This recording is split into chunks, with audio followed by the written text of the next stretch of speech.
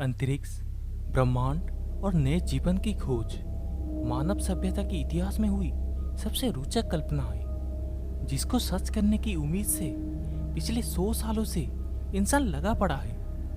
पहले जमाने में आज के मोबाइल फोन जितना पावरफुल कंप्यूटर से इंसान चांद पे कदम रखा था, पर आज जमाना बदल चुका है।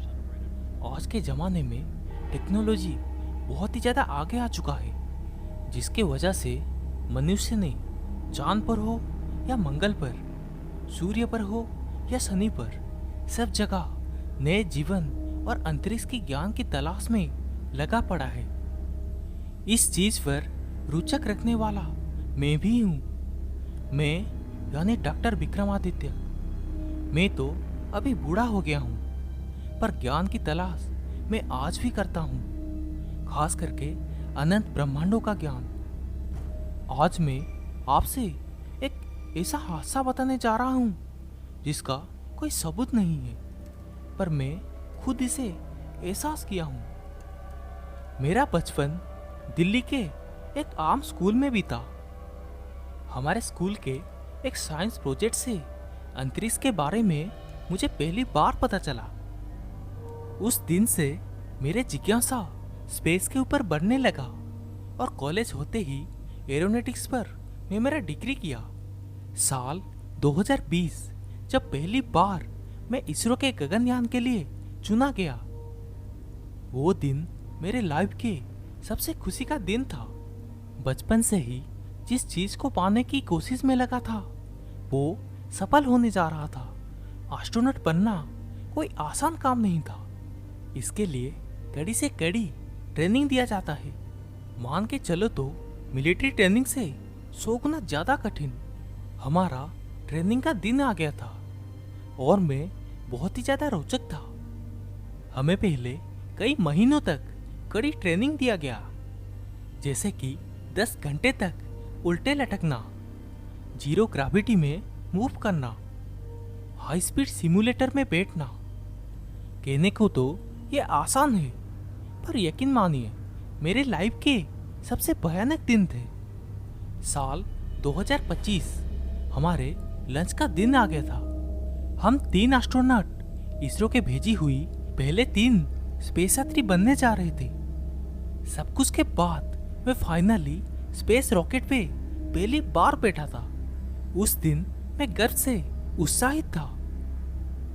काउंटडाउन शुरू हुआ और कुछ ही पल में एक बड़ा सा झटके से रॉकेट ऊपर उठने लगा।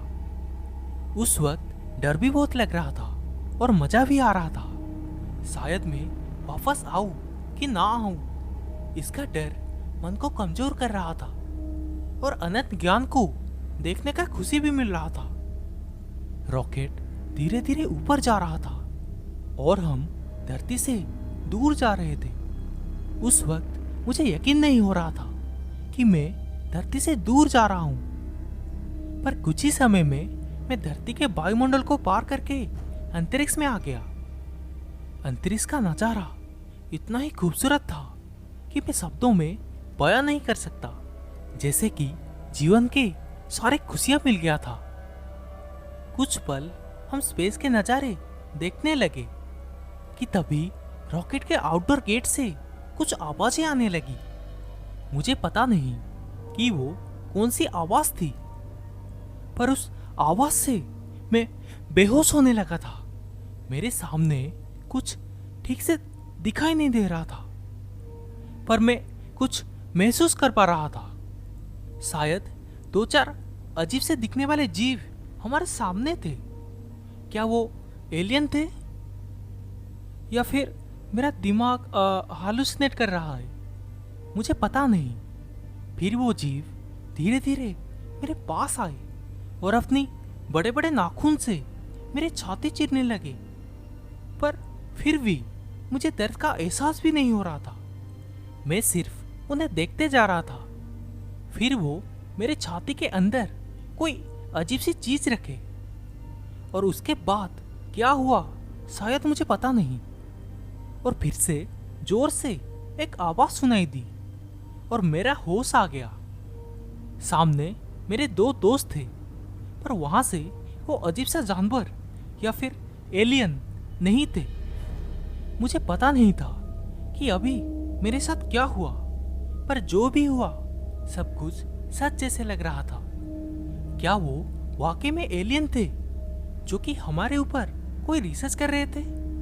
अगर थे तो वो जरूर इंसानों से भी ज्यादा इंटेलिजेंट होंगे, या फिर इंसानों से भी ज्यादा भयावह।